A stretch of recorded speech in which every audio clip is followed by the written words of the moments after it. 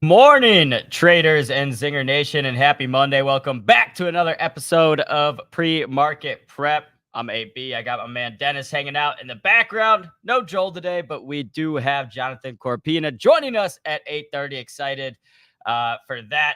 We got a lot of news to talk about. Google and Apple AI deal. Google trading up more than 5% on that. We got to talk some NVIDIA Conference. FOMC decision this week. We got a lot to talk about. Let's go ahead and get started. Welcome to Benzinga's pre-market prep. This is a volatile puppy here. It's all about execution styles and strategies.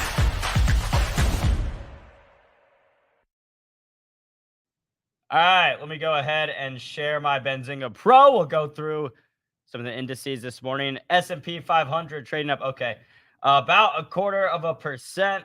We might be getting some of those weird 8 a.m. prints right now. Qs says it's up over 1% right here.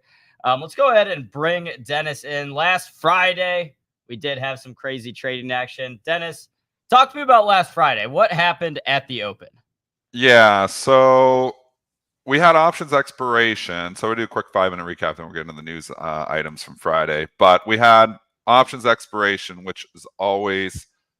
it's usually a bigger event, but this was a really big event. So what we had was a lot of stocks that just had huge sell imbalances at the open. I tweeted about them before the open. We talked briefly about it, saying there's a lot of sell imbalances, and I said things can change, but if these sell imbalances hold, this market's going to open a lot lower. The S&P was flat at that time when we started talking about that. Well, those sell imbalances grew, and they got bigger, and the stocks just tanked right on the open. So if you look, the S&P only down like 0.6, 0.7%, but there was a lot of stocks, and I'll just go to my notes and just look from Friday, because there was a lot of stocks that were down significantly here. If I'm looking, and Coca-Cola opening way down, Microsoft opening way down, Berkshire Hathaway opening way down. So I tweeted it out. I bought about 16 or 17 stocks on the opening print. Look at Berk, for instance. This is a good example, because Berkshire Hathaway, usually a proxy for the overall market, lower beta, doesn't even move as much as the overall market. It closed on Thursday at 406. I think it was like 406 and a half. It opened at 402 and a half. It opened right at the low tick. So it opened down $4. And then you looked at like Microsoft, for instance, another one too. And again, you got to look at, the intradays, and maybe on these charts, you're trying to catch up to me here on the charts.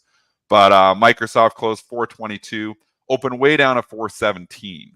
So there was just, huge discrepancies, and this is basic arbitrage is what it was, between where the S&P futures were and where stocks opened. It quickly closes. The ARBs close it basically right after the open. But if you had orders out there, and I use opening only orders, they're called OPG orders, where it opens and executes for my order, or it automatically cancels. What I do on options expiration is I often, will send orders. If I think we're going to open too low, I'll send these OPG orders that, hey, if you want to open Berkshire Hathaway down $4 and the S&P is almost flat, I'll buy Berk and sell the S&P against it and hope that comes in a little bit. I didn't even need to sell the S&P against it, because most of those stocks, when they opened, they just were immediately right back up. So if you didn't have your opening print out there, you pretty much had no chance. But it's just showing you there's different strategies out there besides this trend following and looking at momentum. Little intricate, inefficiencies is stuff that I specialize in, stuff like this. So I just wanted to give you a little taste on that. Like, for instance, I was in Microsoft and just looking at, I bought Microsoft at 418. It was actually 418.99. I'm just looking at my executions here. And I sold it 11 seconds later. Just going through, I sold it at 421.60. So you're talking about being in a stock for 11 seconds and making over $2.50 on it.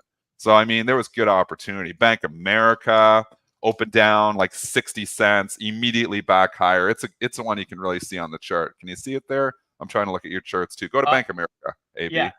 Yeah. For some reason, the charts, EAC. So for some reason, the charts weren't loading for a sec. We got wow, but you can see right there. You see, like on that it's bar. a five-minute chart. So it opened. So the low at the open was 35.25. On the next 5-minute candle, The high was 35.78. So I bought that open at 35.25, and I can tell you in about 3 seconds later, it was already like 35.60. So you're talking about making 1% in like 3 seconds. This is not typical, folks. Like it's not like you do this every day and you make money like this. But on options expiration, you usually get 1 or 2 of these days a year where stocks simply open too low or too high, and relative to where the S&P is. And that's the edge. And anybody, and why does that happen? Well, you have institutional flow that I just need out of the stock today.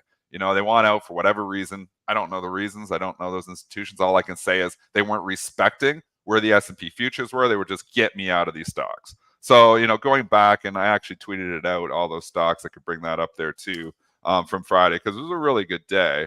If I just go just to my profile here, and I can tell you about all those stocks specifically. And the reason we're doing this is just showing you different ways to make money in the market. A little bit of education, early here on the day. But so these were the stocks I bought: Apple, Estee Lauder, CMA, Duke Energy, CVS, Bank of America, Kroger, Coke, Microsoft, Johnson & Johnson, Berkshire Hathaway, Pfizer, Iron Mountain, Merck, Procter & Gamble, all on the opening print.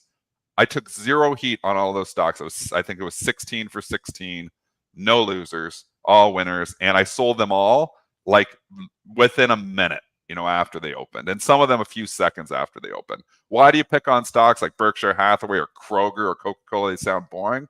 Well, when Coke opens down 30, 40 cents on no news, there's a high likelihood it's going to pop right back there because it shouldn't have been down there in the first place. These are lower beta stocks. I just missed AT&T and it opened down. Verizon, but there was a lot of opportunity there just on the opening print, and I tweeted out just a few minutes earlier how the S&Ps were trading almost flat, and there was a lot of stocks that were looking a lot lower. So it was a good opportunity. It gave us, obviously, there's different ways to make money in this market. So that's all I wanted to highlight. We often just talk news and trend following, and that's all, for the most part, that's all good too. But just be aware, there's lots of other little intricate opportunities there. The way I take advantage of that is using opening only orders, OPG orders. They cancel or they execute. So worst case scenario for me there is I don't get executed, and I just don't get any fills. And a lot of times that happens. But on this day, it was a really good open for me. That was my best day of the year. Yeah, and we talked about it last week on Friday's show, just about the chop and the volatility. And I mean, it's continuing today. We had, the market kind of a wide overall sell-off, just looking at last week as a whole on this hotter than expected inflation data. And then today, it looks like the market's just trying to bounce right back. Q's trading up more than 1%. We'll go into, again, some of the top news stories that are driving those stocks right now. Of course, you do have Google, which has been one of the AI laggards. I mean, people have talked about Google as an AI play, but it's been kind of behind the, in the back of the pack compared to some of the other companies in terms of Google's AI product. People weren't that bullish on Bard and all this stuff. But now Google's Gemini, they're talking about integrating Google Gemini into the iPhone, a deal with Apple. Google's just taking off on this, up $7.50 this morning. Dennis, would you be buying this at the open, or would you be worried that you're going to see some people coming in and taking profit? No. And again, I'd probably just lay off it. I'm not going to chase. Google has been behind, and Google has been out of favor here for a while. So does this headline put it back into favor? Possibility is there. So I can't just come in and automatically short this and say, well, this is stupid, I'm just going to short it.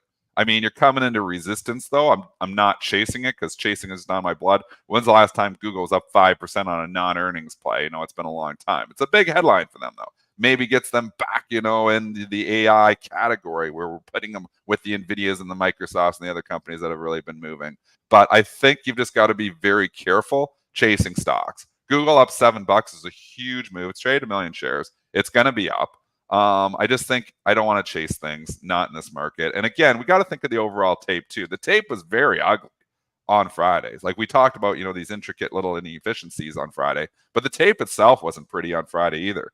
SPY getting hit, a lot of big stocks getting hit, Microsoft giving back all of its gains from the day before, and then it's continuing to go down here as well. So I think you've got to just consider that this market, the tape itself, the broad tape, hasn't been that great in the last few days. So that doesn't mean I'm chasing stocks. It means I'd be more inclined to sell the rip. So I'm like, but again, I don't like fading AI headlines because I've seen these things just go crazy. So if it opened at like 150, then went up to 151, then came back down through 150, would I take a shot on the short side? Maybe. You've got to have your point though. I'm not just going to try to call the top like just like that. Yeah, and I mean, it kind of feels like this market. It's just been, like if you have faded every big move, whether that be going short when some of these stocks rip or going long when they dip, over the past couple of weeks has really worked out because the volatility, and we talked about this with CC on Friday as well. Or yeah, he was on Friday. That the volatility has just been very good. Looking at the chart or looking at the S&P 500, you wouldn't really know because okay, S&P 500 went up 2% over the last month or whatever, but then the intraday moves have been really crazy. Where last week and the week before, we saw consistently where the market would be trading down all day, and then right at 3:30. Boom, you had a rally, or vice versa. The market had been trading up all day, and then at 3:30 you had a sell-off. So for like quick traders like yourself, Dennis, this market has been very strong. I mean, do you see this trend continuing? Um, I think you're into a choppy period. So we're out of really battle. I mean, today's a big day too, and we haven't even talked about NVIDIA here yet. Nope, And that's they next. got the NVIDIA event. It can move the entire market. Like NVIDIA has really been moving the entire market. There's certain stocks that are going opposite, but overall, it's been NVIDIA's market. NVIDIA is trading up 24 points here this morning. I was long extra NVIDIA coming in today. I sold it already in the pre-market extra long because it was an instant 24 points. I sold right around here, 902, right in this area. And the reason I was long extra because the event. I mean, now they're giving me 2.7% ahead of the event. I'm still long all my core NVIDIA. I didn't sell any of my core holding, but you're trading. I've got a trading account as well. So you buy a little extra ahead of the event, hoping for a pop ahead of the event. Well, you got it. You got your pop ahead of the event. Is it going to pop further? People are saying $1,000 today. All I know is there's an inefficiency. Again, talking inefficiencies of stocks trading up ahead of events. NVIDIA just gave you 2.8% if you would have bought on the Friday close and be selling it right now here in the pre-market. So that's a nice little bonus. My core NVIDIA position, I'm just holding. Is, this, are we going to blast off to 1,000? It depends what they say. If they say some really cool stuff, maybe they, even talk about, the company doing even better or something. Or do they, if they say some really cool things, it's possible it could continue to pop. But more often than not, these are events that run up into the event and then they peter out after and sometimes sell off at the event. So I don't think I'm chasing at this point now. The buy was close on Friday, flipping it overnight, in my opinion. Yeah, and so today that NVIDIA conference will kick off. You have Jensen Huang, the CEO, who, again, a few weeks ago after NVIDIA reported earnings, Jim Cramer deemed the GOAT of all CEOs over Elon Musk. I mean, so Jensen Huang's expected to talk today. He's given like a 2-hour keynote conference. So people will be tuning in. Basically, all eyes will be on what he's saying. 2 years ago in 2022, this conference is when NVIDIA debuted its Hopper and H100 cards, which have been a lot of the the technology used for this AI boom recently. They're expected to announce updated models, all this stuff. The other kind of wild card here will be what NVIDIA says it's going to do with its chips to China. Because essentially the US government has come in and said, like, okay, NVIDIA, you can sell chips to China, but they have to be these dumbed down versions of them. So NVIDIA is expected to make an announcement there and probably talk about, okay, yeah, we're selling these, kind of, I guess, nerfed down or slightly less powerful chips, at which, at the end of the day, China's a huge market. So if NVIDIA is able to say, okay, yeah, we're releasing this card and expecting to increase our sales to China by X amount, that could be a driver too. And we've talked about China recently in the past couple of weeks on the show. But I mean, I'll every time when you have events like this, Dennis, I just get, a little bit tentative on, is it time to kind of sell the profits into the event? Because if even slightly something is construed as a disappointment or maybe not as exciting as people were expecting, or maybe Jensen Huang tries to tamper expectations a little. I mean, do you think you could see this being a sell the news type event? I've made a lot of money in my 25-year career buying stocks ahead of events and then selling them right before the event, because the event is a coin flip. Sometimes they go up, sometimes they go down, but a lot of times you see them go down after the events. It's like we're excited for this, and then the stock has the event. They say some cool things, and they're like, well, what do I have to look forward to? Stocks always want something to look forward to. When they don't have it, then you can have a sell-off. I mean, we're going to get into a lull in this market here too. What do we have to look forward to overall after the video? Oh, we got some Fed speak, but the earnings, this is a very light earnings week. We're coming into the end of earnings season. We get back into it in 3 weeks, but we have a 2-3 week lull here. Maybe the stocks, they seem like they wanted to cool off Friday. Now we're getting the NVIDIA pop this morning. I'm going to call it the NVIDIA and the Google pop. 2 stocks driving us up here. AI theme coming back in. You can clearly see which stocks are leading the charge here, and it is AI. Chips are all up, moving up with it, Google and NVIDIA here. So I think you're right. I think you got to be careful. Now, does that mean I'm going and selling my core NVIDIA long-term position? No, because I bought that at $400 and $500, and I feel like the AI story is still in the early innings. I think when we look at NVIDIA a year from now, I think it's going to be higher. Is it going to be higher a day from now? Impossible to predict. But that's why I've sold my trading position that I bought on Friday. So had NVIDIA the last 3-4 months or whatever it was, 3 months, I guess, in the long-term position, even longer than that. The 400 I bought about 6 months ago. And I bought more NVIDIA on Friday after hours because I wanted to be long into the over weekend, into the event. I sold that extra position because I'm not saying, oh yeah, we're going to 1,000, I'm going to hold this extra, because it's a coin flip. I don't know on my trade. So the trade I'm out of, the core investment I'm still holding, and it may go down, and people, if it goes down $100 or it goes down $20, Twitter will reach out to me and say how much I'm an idiot for not selling my NVIDIA. But I'm telling you, you've got to somewhat separate long-term stuff. You can't be having something in a long-term portfolio, and every time there's an earnings or every time there's an event, well, I'm going to get out and I'm going to get in. That's trading. That's okay for trading. But if you're a long-term investor, you've got to hold through some of this stuff. Yeah, and I mean, it kind of reminds me, I mean, the hype around this event and the buzz going into it. I mean, back in the day when Apple would have events I mean, let's face it, Apple has kind of lost its position as the most cutting edge technology company in the world.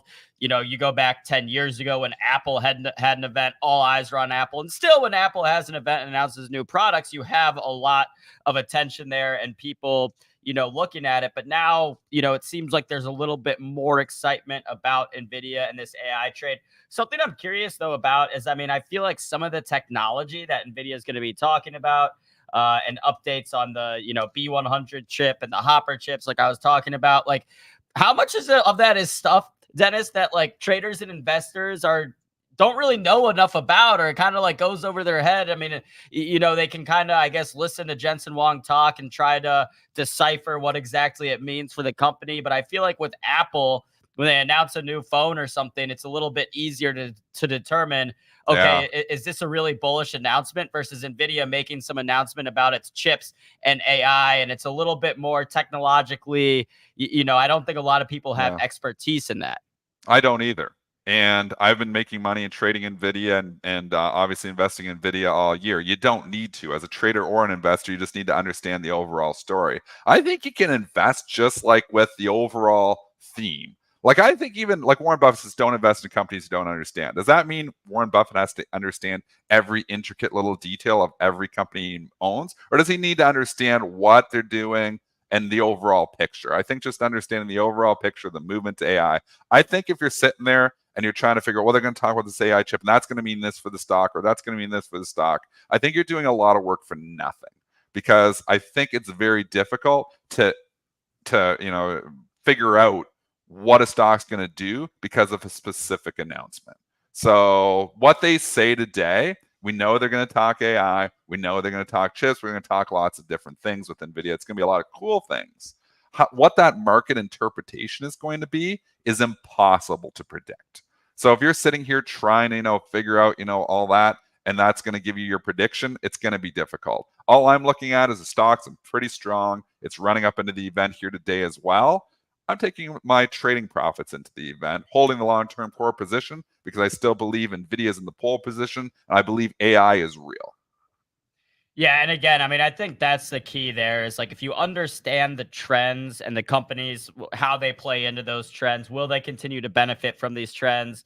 Then you're okay. You know, you don't have to understand what every single little chip from AI means or chip from NVIDIA means for AI, et cetera. You did have some price target raises this morning. Truist Securities maintains buy on NVIDIA, raises price target to 1177.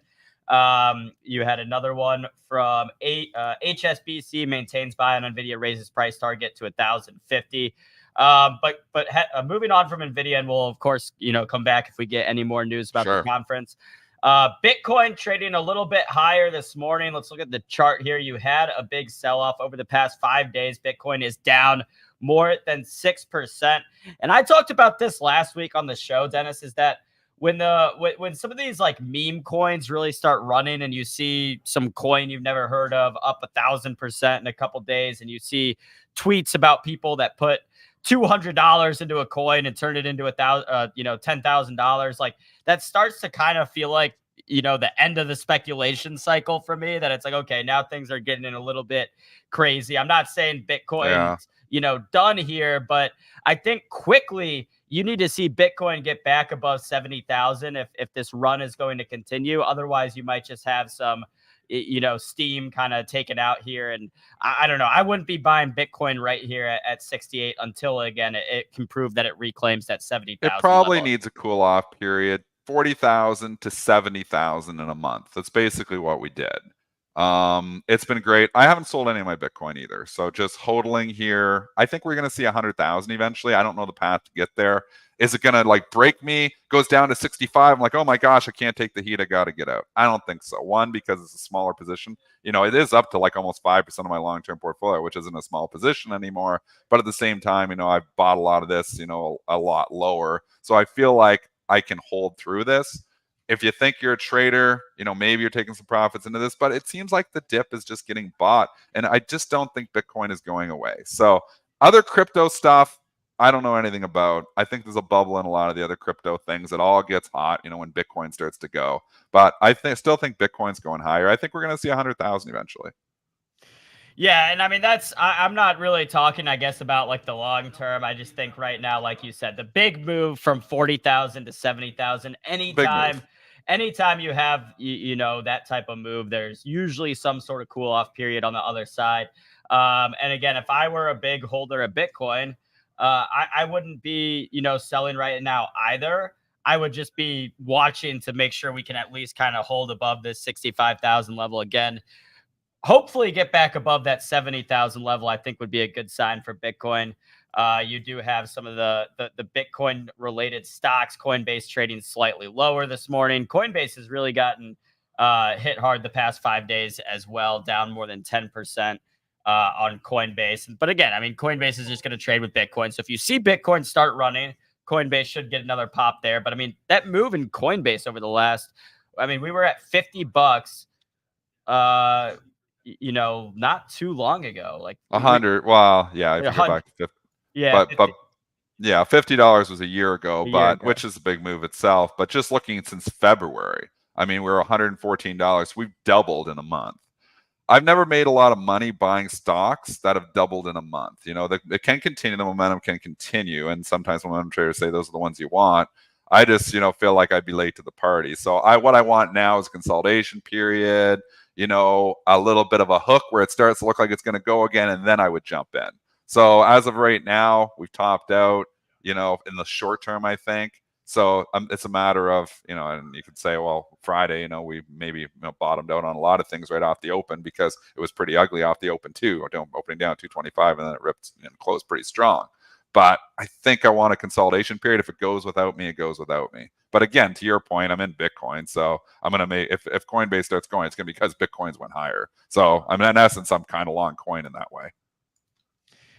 Got it. All right. Well, we do have some, other upgrades and analyst ratings this morning. We can go through some of those.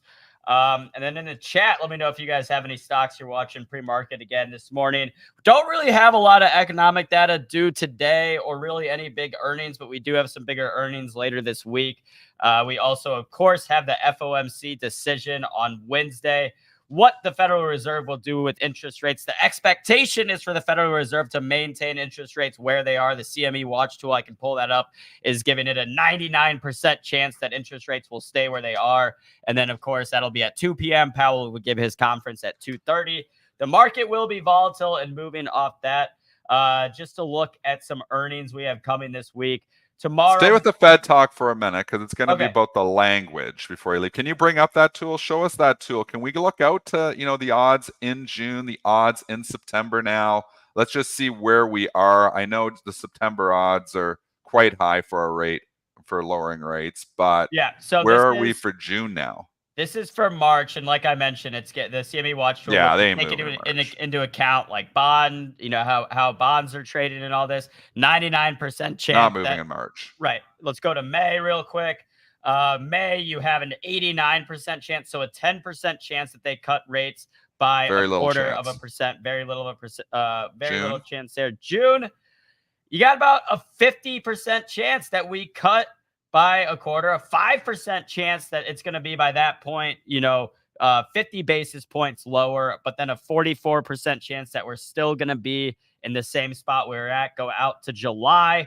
And that's where you start getting that the CME watch tool is only giving a 25% chance that by the end of July, so right now we're talking about, then 3-4 months away, that there's only going to be a 24% chance that rates are where they're at. And then more than a 60% chance they will either be a quarter of a percent or 0.5% lower than they are right now. So the market is still pricing in these rate cuts despite, the higher inflation numbers that we got. We're just looking at them now further down the road instead of, starting in Q1, Q2, like a lot of people anticipated heading into the year. Well, they've kicked the can down the road. They've kicked the rate, and that's what you're seeing, and that's why you're seeing like the IWM come off in the last few days. So I think we're still at that point since we got that inflation data that you got to be careful just chasing this market here, because this market was very excited at the possibilities of actually cutting, like high probability we're going to cut in May or June. And now we're looking out to, maybe 50-50 coin flip. It's not like 80% anymore. Like, do you have where it was before that? You maybe don't have that data where it was. For which one? Well, look for June. Where was it before that inflation data? Like, where were we a week ago? So a week ago, we were looking at it's pretty much unchanged. So was it 2 weeks ago? When did we get that inflation data point? I'm losing track of time here. We got that last week. So for we're looking at June right now to cut for a quarter of a percent. It's now a 50% chance. A day or a week ago, it was 60% chance. 60%, so it went down. Yeah, and a month ago it was 55. So it went up a little bit and then went down. So yeah, you're seeing like basically what the CME watch tool is saying is that the rate cuts are still on the board, but they're a little bit less likely than we thought they were a month ago. If you went back to what it was showing 2 months ago, it was showing like an 80% chance for those cuts. So it is still trending lower. But again, looking at that data, it's looking like, they're still expecting some form of rate cuts later this year. And I think we're going to get rate cuts here later this year, too. The issue is, are we too early to just come here and start buying solar stocks right now? We know they got smacked last week because before that inflation data point, there was a little bit higher probability that the rate cuts were coming a little bit sooner. Now they're pushing that down. That's why solar's got hit. There will be a time, folks, to buy solar stocks. There will be a time, folks, to buy all your small caps, all your banks, your regional banks, and everything that's interest rate sensitive. I'm not sure we're at that time yet. I feel like we got to wait a little bit longer here. I want to see more inflation data points here to give me more information. Like, inflation continues to tick higher. They'll kick those rate cuts to the end of the year. And that's going to be really bad for a lot of those stocks. Does the AI trade work no matter what?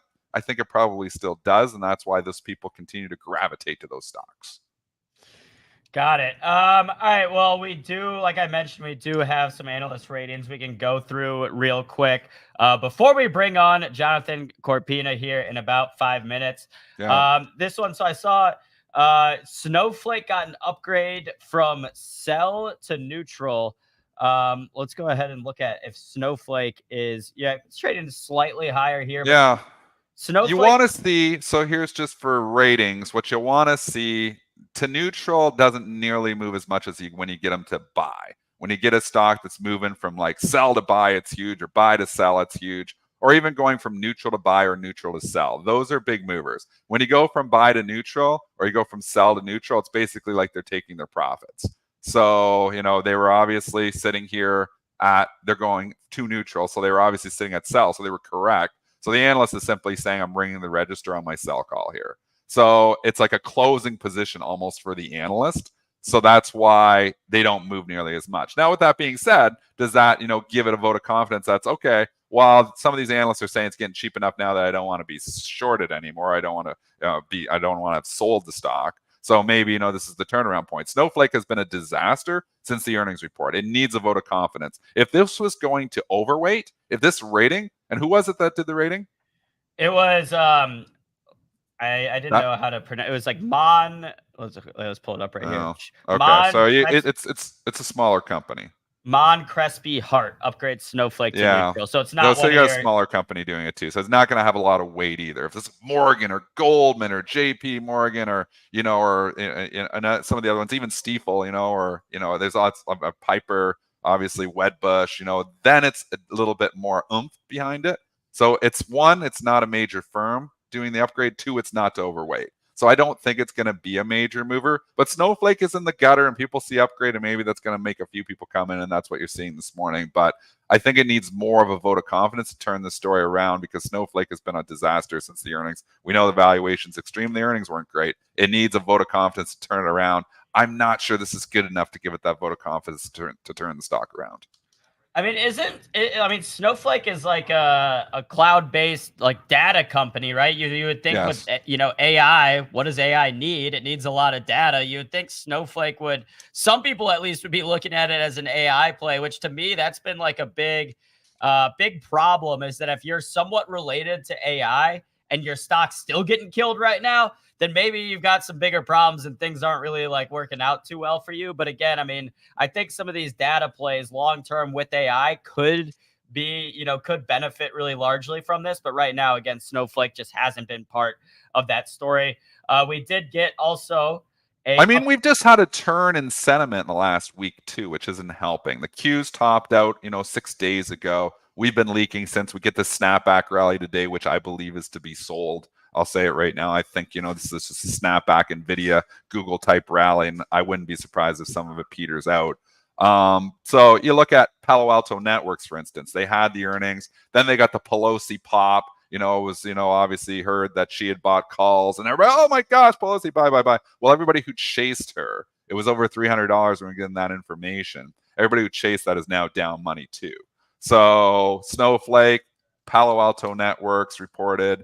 Adobe reported, and it was not good either. So you've seen some 2 or 3 significant companies reporting that weren't just these blow-away earnings. The earnings weren't terrible. They just weren't blowing it away. And then you look at valuation, and you're like, well, the growth's slowing maybe a little bit there. Maybe the story's not as hot as I thought it was going to be. And investors are cool to those stocks. It takes like another data point, like another earnings, or it takes, a vote of confidence from an analyst to really turn those stories around. So it isn't necessarily that these companies are lagging. It's probably a combination of the market is kind of a little bit in profit-taking mode here right now. And 2 is that if the earnings, weren't that great for the last quarter, the investors are just being cautious looking ahead. Maybe the next quarter is going to be great for some of these companies. Maybe these are going to be proven to be buying opportunities. Maybe Nancy Pelosi is going to be right on her Palo Alto Network calls. But right now, she's looking like she actually could be wrong. Yeah, and again, last week, definitely the market, felt like people were being a little bit more cautious after the big rally we had. All right, we got time to go through one more analyst upgrade before we bring on Corpina. You got Pepsi trading up 1.5% this morning. This is on news from a Morgan Stanley upgrade to overweight, announcing an $190 price target, currently trading at $167. So this one comes from a bank with a little bit more weight, Morgan Stanley, than the one on Snowflake. So you're seeing Pepsi again moving 1.5%. Doesn't sound like that much, but for a stock like Pepsi, you typically don't see it making moves like that in the pre-market, just getting a pop off this upgrade. How are we feeling about these, consumer staples right now? You don't think Ozempic is coming in and killing Pepsi and Frito-Lay's profits too much? Well, full disclosure, I have a position in Pepsi. I'm actually short the stock. I was shorted overnight. So I'm getting dinged on this. I will cover this today and take the loss. It's just bad luck. Sometimes you're short a stock and it gets upgraded overnight, you eat it. I'm surprised up this much. That, like to your point, that's a big move for Pepsi, 1.5% overnight. Consumer staples aren't having a great day here overall. They're barely up. Usually when you have this, risk on day where you've got, people are going in AI, they're not going into consumer staples. So I'm actually surprised Pepsi's up this much, but it's a vote of confidence for the stock. So it's up. Again, I'm going to take a loss on this and move on, probably at the open. Yeah, I mean, Pepsi was one of those companies that people talked a lot about as Ozempic got bigger, that it could come in, eat into some of those profits. And I don't think you're actually seeing too much of that. I mean, probably some of it, but again, Pepsi is just one of those stocks. You've got price to sales of 2.5, so forward PE at 20. So it's a reasonable valuation. But I mean, like, I always am looking for the big growth stories, Dennis. And to me, Pepsi, Frito-Lay, like there's just show me the AI in there. Yeah, exactly. Show me the AI. It's not. I'm not. I don't see the potential growth that I would like to see in companies I'm investing in. But all right, it is 8:36 a.m. Eastern time. We've got Jonathan Corpina hanging out with us backstage. Let's go ahead and give Jonathan our special welcome, and when we come back, see what Jonathan's been watching.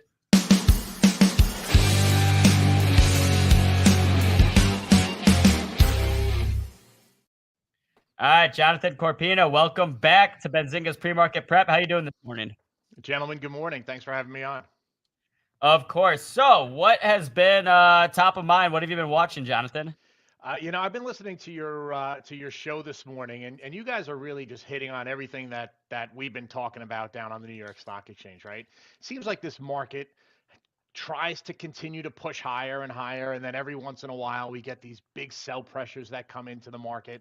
It just seems at this point, if you were trying to pick one of the sides that's here, I think this market does have some downside room to it. There's so many factors that are sitting out there on top of this market, and every time we try to peek our head up, it just seems like the next wave of headlines comes in, the next wave of sentiment comes in and pushes us lower. So, I mean, I continue to watch this market as we continue to trend in these ranges here, but there's not that optimism that we've seen before towards the end of the year and then in January and February that we're feeling right now. I think there's just so many headwinds that are here that anytime we see a pop in the market, and we're going to see it today. Look at the activity we had on Thursday and Friday, right? 2 down days back to back. First time we've seen it this year of that type of significance. Now we're going to get a pop to this market today. I think people are going to use this as an opportunity to take some very short-term profits off the table, because overall the trend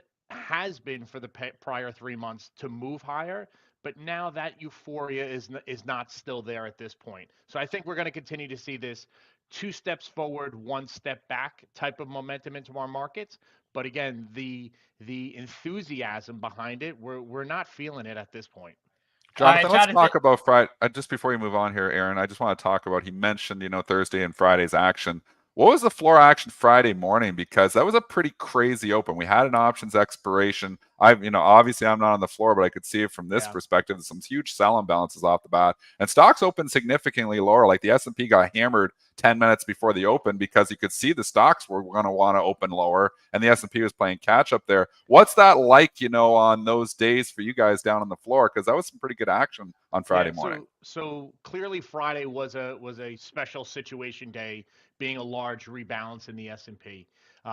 We obviously know this day's coming in. I think what happens on those days is that portfolio managers look for those days as opportunities to move large pieces of stock because the volume is there to help and support it, right? And it can go both ways on the buy side and the sell side. But with the activity that we've seen in the market, it seemed like Friday morning, once we started posting our imbalances and seeing where that momentum was going and that follow through from Thursday, a lot of portfolio managers use this as an opportunity to really unload some of their positions, cut down some of their positions, I should say, in this opportunity because the volume was there. And then it just snowballed from there. We had significant volume on the opening. And if you look at some volume charts, we saw a peak in volume on Wednesday and Thursday coming into this rebalance. So we saw big imbalances on Friday morning where people took that opportunity to use. Sometimes after the mornings, we get pops that come after that once it kind of flushes itself out. And then in anticipation of that Friday close, where we're going to see again a significant volume influx into the market. And it seemed like Friday we got a push on the opening on the downside. The market kind of tried to work itself through. We did see some volatility throughout the day, but then overall we saw that push come back in on the sell side. Tons of volume on the opening and the close. I don't have the statistical data yet from the close on Friday, but there was significant volume that we saw. A lot of activity, and again, people use these as opportunities to move a bigger position that they have, to cut some of their position down or add to their position without having a significant impact on the stock because the volume is there to certainly support it. But on a day like we saw on Friday and with the trends that we've seen in the market so far, it seemed like there was significantly a lot more selling into this close than we've seen before in the past. Jonathan, I'm getting a couple comments in the chat just that your volume's a little low. If you don't mind checking just to make sure, because I see you got your nice headset on, that it's actually using the headset. If you go to the settings and audio settings, I think Dennis and I can hear you fine because we've got our headsets on. So if you can't figure it out, then it's no big deal. We'll just continue. We go. Okay, thanks, Jonathan. I think I added that up. All right, cool. It's been hard this year, I think, to find a lot of storylines in the market that's not just AI. I mean, that's obviously been the very dominant story. You also have the weight loss drugs have been big.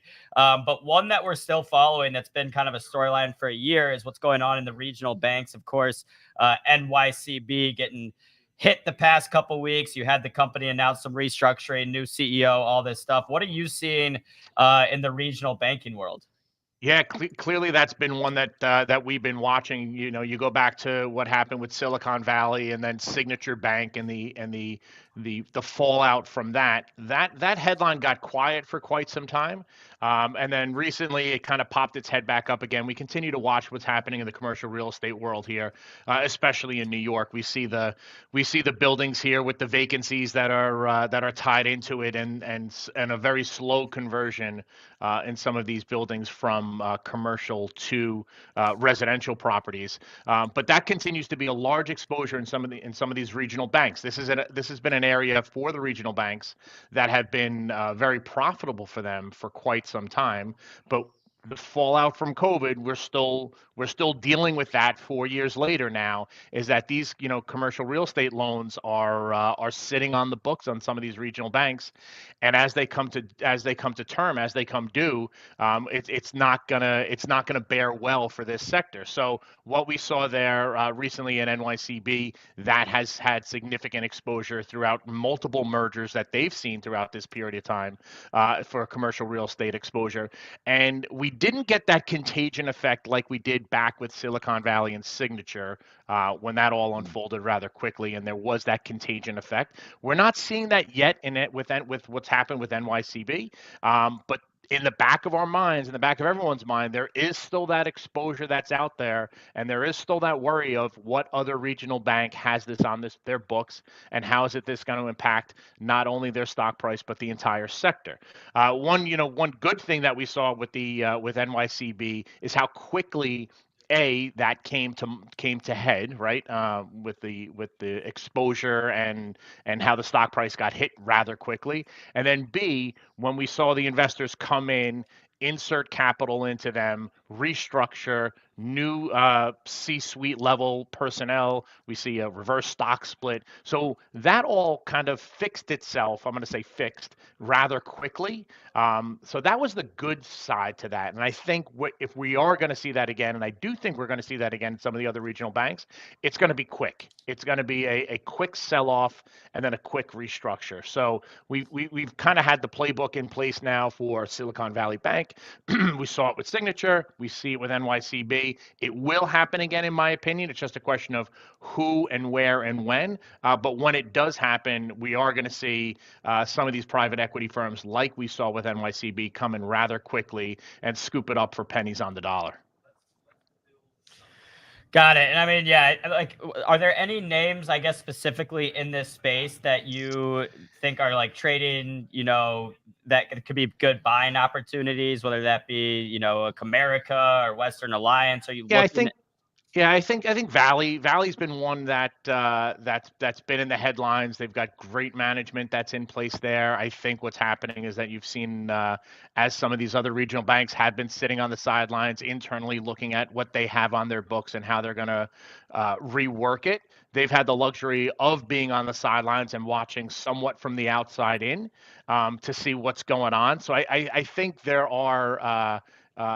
Executive teams that are out there that have been able to really get ahead of this. And I think with the contagion effect that might occur, I'll go back to what I said before. They're probably already putting things in place rather quickly in case this does happen. So some of these other regionals have kind of got their game plan in place as opposed to what we've seen in some of the other ones when all of a sudden the headlines hit and we see 40% decrease in the stock, then they start to scramble. I think some of these banks are beyond scramble mode at this point, and they're already plugging the holes where they need to be. Jonathan, don't you think though, if we start getting rates, and again, if probably the inflation data last week didn't do a world of good for the KRE, but if we start getting, in the back half of this year, rates actually start going down, that regional banks will have their opportunity and they have their day in the sun. I think I see this more as a rate play, and I see like maybe I lay off these regional banks for the next month or two. If they're not going to cut in May or June, they're looking out to September. Why go in the regional banks, 6 months before the cuts? Why not wait until we get into the summertime when we get closer to the cuts? Yeah, it's going to be a longer play into this, right? You're going to have to be able to, if you're a holder of these stocks, be able to weather this storm over the next 6 to 9 months. And B, if you're looking to get into it, it's a question of when is the right time to get there. As you guys were talking about in your lead-in show, and as I'm sure we'll talk about the Fed. The Fed is going to make a move. It's just a question of when they're going to do it. I think obviously indications of what you guys spoke about, 50% chance of we see something in June, and clearly that goes higher as the year goes on there. So this is somewhat of a waiting game. Those regional banks are certainly going to benefit when the Fed decides to cut rates. It's just a question of when and how long does that take. When the Fed does cut rates, how long does that impact actually have come onto the books of some of these regional banks? So this isn't a try to get ahead of it because you're going to see a nice pop here. I think this is one where you're going to have to wait it out to see exactly how the Fed comes back into play of cutting rates, and then how long will that take to actually see that impact in the stock price? Jonathan, another big storyline this week that people are looking forward to. Thursday, Reddit is expected to hit the public markets with its long anticipated IPO. I mean, the company's been talking about this for a few years. I think they might have just waited for a little bit of a better market condition. You didn't really see too many big IPOs the past couple of years. I was seeing headlines over the weekend that Reddit's IPO as much as 5 times oversubscribed. What does that exactly mean? Right. So let's kind of back up a little bit. Pre-COVID, right? We had this IPO streak of stocks coming to market, right? And they're all timed. They want to time themselves appropriately when they can get the best valuation and the best amount of investors into their stocks. And then COVID came, and all of these stocks that were kind of in the pipeline, they all went on the shelves. And we really haven't seen a flip of the switch of that in quite some time to come back into play. As the market rebound off of COVID, and people are still very cautious about long-term effects on our economy and how that was going to play out, we've still had these stocks on the shelf. And now if you look at the activity that we saw at the end of last year, it seems like it's starting to come back rather slowly. Reddit is one of these stocks that has been on the shelf for quite some time, and they finally decided to come back to market. I think from, for a few perspective, it's a very great indication just overall for the IPO syndicate market that they feel comfortable coming. It's a big name. It's a big deal. I'm sure if this goes well and if this fares well as far as the IPO process and trading afterwards, that we're going to start to see more follow suit behind that. I think a lot of companies out there have been waiting for a leader to come into play and waiting to see who's going to make that big first move. This is what we're going to see coming from Reddit. And clearly, when there's not a lot of IPOs that have been out there, or certainly ones that have attracted a lot of attention, when one does come to play, it's the prettiest girl at the dance. Everybody wants to ask her to dance, right? So we're seeing a lot of activity, a lot of interest in this, priced in the 31, 34 range at this point right now. We're seeing that it's 5 times oversubscribed. That just means that there's so much interest that's out there. You've got banks and institutions that are saying, I want to buy 1 million shares. I want to buy 5 million shares. I want to buy 500,000 shares. And when they take all these numbers together, there's just not enough liquidity that the company is selling on this IPO process to satisfy all the buyers who want to get into this. That's when it becomes oversubscribed. So what will happen is that on Thursday, it'll get priced in the indication range on Wednesday night. On Thursday, the IPO will come to market on the New York Stock Exchange, which is a big win for NYSE to get this this type of company to come down. So we'll see the whole hoopla and fanfare that's associated with that. But we'll see that pricing process, and it'll take quite some time. I don't expect this stock to open early on Thursday morning. It'll be a 11:30 to 1 o'clock opening of Reddit. But we'll see that influx of activity. And again, you've got these syndicate desks that are out there. You've got these hedge funds that have syndicate pads and books that are associated with it. And there has not been that activity really driving their performance there. So what are they going to do? Everyone's going to jump over themselves to get involved in this. Everyone's going to want a piece of this. Again, prettiest girl at the dance. Everyone's going to want to dance with her. So I think we're going to see a significant pop in this one based off of overall the excitement of Reddit, based off of the business model of Reddit, and based off of the fact that our markets have performed fairly well over the last 6 months or so, and people feel like this is the time to get in. And then once you start throwing that retail flow in there, right, the retail investors are not going to be able to really participate on the IPO process that's there. When the stock opens on the New York Stock Exchange, that's when they'll be able to participate, and you will get that snowball effect that's associated there. So we'll see a lot of activity for this one. It's an exciting week ahead. Yeah, I mean, Reddit's one of those ones. I mean, you get a lot of times to pop on the day of the IPO. I think back to Robinhood. I think back to Coinbase. And it sounds like there's a lot of outweighed demand compared to supply when you were talking about how oversubscribed it is. I'm not that smart of a guy, but I know that usually when something has more demand than supply, price goes up. But a lot of times with these IPOs, we've talked about data on this show that indicates that, the vast majority of the time after an IPO, there's a certain point within 6 months after that IPO date that the stock is trading lower than what it was on that IPO date. What is the best, comparison to Reddit? I mean, you have other social media companies, but Meta has so many different moving parts, owning different companies. Like Reddit seems like a very pure social media play. Twitter's now off the market, and Twitter was kind of a dog for a long time. So that's what I would say the closest comparison is Reddit is the most equivalent to Twitter, and Twitter never really did that well in the public market. Can Reddit perform better than Twitter did? I think you're right. It's kind of in its own little in a little group there, and it's hard to compare it to some of the others. I think Reddit's going to do well initially just because of the fact that we haven't had a lot of IPOs, and this is just an exciting opportunity, right? We've all been playing AI stocks, we've been playing weight loss stocks, we've been playing the GMEs, and that's been the excitement. I think this is going to attract a lot of retail flow that's going to come into it afterwards. Why? Because the retail investors, the retail traders, they use Reddit, right? This is a company that the online retail trading community is very familiar with, right? This isn't a Aramco Saudi oil company where it's just people feel like, all right, it's Saudi, I'm going to invest in it. This is a product that I think people are a lot more familiar with than in a normal IPO situation. And I think that's going to really generate a lot of retail investment into this. So I do think we're going to see a pop from this. You mentioned that kind of IPO period. 6 months later, we start to see some sell pressure on it. Keep in mind, executives are locked up in their IPO process, and some of the banks and some of the institutions are locked up. There'll be a lock-up period for a certain period of time where certain series holders cannot make sales. When that lock-up period does expire, that is when we'll start to see a little bit of an influx coming into that on the sell side of the market. So just kind of keep in mind those parameters. It's different for different IPOs, but keep in mind that that is something that's out there. But I do think that just with the activity, the excitement, the fact that we're talking about this, we're going to see a pop in this stock for a short period.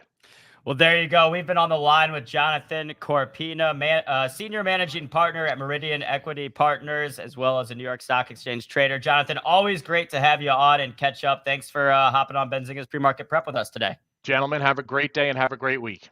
You do the Thanks, same. Jonathan. All right, guys. Again, that was Jonathan Corpina from Meridian. Always great to catch up with him. Dennis, we've got about 5 minutes of the show left, and this is rare that we've gone this long in the show without talking about Tesla. So I guess we're due to see what Tesla's doing this morning. Getting a pop. I saw some headline this morning. Wow, trading up 4%. Big pop now. Pre-market. I saw news that there was actually going to be a price raise on one of its cars, Model Y, which that's been my biggest, deterrent from buying Tesla recently, is that they've been cutting prices. That's obviously going to cut into margins for the company, which has been one of the biggest shining bright spots for Tesla over the past few years, is that their margins are way better than any other car company out there. Is this pop enough to get you excited? Or are you going to chase this at the open? Never chasing. I have a little bit of Tesla. I sold the majority of my position back at 174. Maybe it was even right around there. I still have a chunk though. I still have a little chunk. I've been early and wrong on this trade. I think there's still this, Tesla's out of favor. Is this there's some headlines here about price raises. Also, I saw a Shell headline just breaking about a few minutes ago. They're going to divest 1,000 retail sites and shift to EV charging. Probably helps the stock a little bit too. I think there's multiple headlines today helping the stock a little bit, but again, it's just out of favor, and it's hard to really get bullish this stock until it gets back up over that 180. Just talk technicals for a second. We don't have our technical analyst Joel Elconin on today, but I'll give the level. It broke down, it consolidated around that 180, and then we broke down from there. We get back up to that area, it's going to struggle. So if you're buying at 170 today, you're coming into resistance 175 to 180. It's hard to chase here. So talking a little bit against my long-term buck, but it's hard to chase Tesla on a 4% pop when the stock's been so out of favor.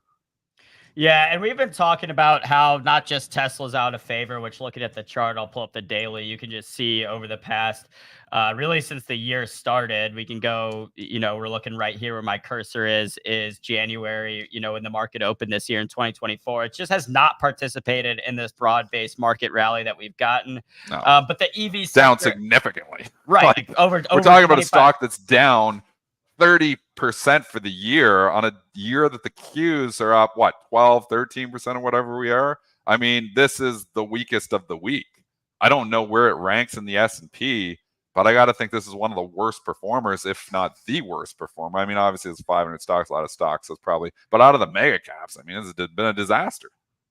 Yeah, it's been by far, and I asked this question on the show like a week or two ago. I was like, where would the market be at if Apple and Tesla were performing well? Because those are two of your biggest positions in the S&P 500. They've both been kind of lagging. Apple a little bit less so, but still just not really participating. But I mean, the point is like the EVs have just been out of favor. You're hearing all these negative headlines from different car companies, not just Teslas. But like we talked about with solar, that there will be a time to buy solar. Like, I don't think the whole EV story is dead. I mean, it's not like we're talking about something that's 10, 20 years down the road. You see a bunch of Teslas out on the roads and people love them. And it's like, I still think, and then news from Shell, like you said, I'll pull up Shell's chart. We're seeing this transition happening. It just is happening a little bit slower than I think some people were anticipating. And I think that, you're running into some hiccups, which is normal with an industry that's growing and an industry that's set to take over a huge, mainstay that is the automobile industry in the United States. I mean, we've been buying and selling cars here. We're based in Detroit. We've been doing it for over 100 years. Like, it's going to take time. You're going to run into some of these hiccups. I don't think that the last few months price action is reason to say, okay, EVs are all dead. I'm not going to invest in any EVs anymore, because I still think this is coming. It's just taking, again, you're just running into some of these struggles. You've pushed it further down, this move to EV and hybrids. What I didn't foresee, and I got the EV story absolutely wrong a year ago and got punished for it because I was long lithium stocks. What I didn't foresee was this move from the other majors into hybrid and not full EV. And that's what's really, hurt lithium companies, but it's also obviously just hurt a lot of EV. And then it's just a matter of dollars and cents, and the cars are expensive, like we talked about with the Ford Lightning. The truck in Canada has $100,000, more than $100,000. I mean, who's buying $100,000 pickup? So it's tough, and they realized it, and that's why they scaled back production, and they're sitting there on the lots. So they're working and focusing in different parts. And then you got Toyota, which has pushed right into hybrid, and the stock's been a monster, making new all-time highs. So it's been the hybrid movement where you kind of get the best of both worlds. You get a little bit of gas savings, but you can still go gas up, when you're in, you don't have to worry about the battery. So I don't know when the consumer mindset moves full EV. Obviously, some consumers did, but a lot of consumers didn't. And the hybrid kind of gives you a little taste of both. And that's where people are moving. I've had a hybrid before. Hybrid technology was out here 15 years ago. I didn't see it coming back. Like, I had a 2008 Mercury Mariner back in the day, and it was a hybrid, and it was pretty cool. But now it's like, you think everybody's, hybrids are done because moving to EV. But no, it didn't work that way, because the hybrid, they can make it so much cheaper. So the dollars and cents has made sense for the consumer. So that's the issue that Tesla's facing. That's the issue that all the other EV companies are facing. There's always, the people who are wealthier can afford these cars. It's how to make them affordable to the masses. And they're not affordable to the masses yet. And that's why there hasn't been the mass adoption here. Yeah, and you have a lot of movement there in China, with China's EV companies putting out, some cars that are at good price points, so that could help push the price lower across the world as other companies have to come in and compete with these Chinese models. I mean, we talked about the new Rivian car when they announced it a couple weeks ago and got that big pop. The Rivian, which this isn't expected to come out to 2026, but the Rivian R2 mid-size SUV is supposed to start at around $45,000. I mean, that seems pretty reasonable. Like, $45,000 for a brand new SUV is basically going market price. So maybe by the time a couple years from now, we're talking about EVs being more similarly priced. I mean, and that sounds interesting to me. I mean, if I'm looking for a new car in 2 years, and I don't know how much money I'm going to have, but if I'm looking at SUVs, then the Rivian one might be something I'm interested in. But all right, it is 9. It's hard. So again, it's about timing here. And some of these car companies, obviously Fisker looks like it's going down. Maybe they're going to get a bailout here at the end. But I mean, there's just so many. We've talked about this, so many times in the show. It's all about timing with EV. And I agree with you, AB. It's not going away. It's coming. But if we push that further down, can some of these companies actually survive? Tesla's going to be fine. I think Rivian's going to survive too. It's a matter of, is it an $11 stock or is it a $2 stock? I don't know the answer to that. I've said I kind of think Rivian is going to be the number 2 EV player here, because you got so many other companies moving to other technology. But just hard to say, yep, we're going to invest here and we're going to be okay because eventually we're going to EV. Well, if it's 5 years until we start getting mass adoption here of these cars, some of these car companies may not survive some of these smaller ones. Yeah, PK, that's exactly what I need. I need to hit some lotto option plays, and then maybe by 2026, I'll be able to afford that new Rivian. But all right, guys, it is 9:02 a.m. Time to wrap up on pre-market prep. Thank you to Jonathan Corpina from Meridian for joining us today. Dennis, great show. We will be back again tomorrow, 8 a.m. Be here. We have live trading starting up right after this. Don't go anywhere. The stream will redirect you there. Please smash the like. Feel free to follow us on Twitter if you don't already. And we'll see you guys tomorrow morning.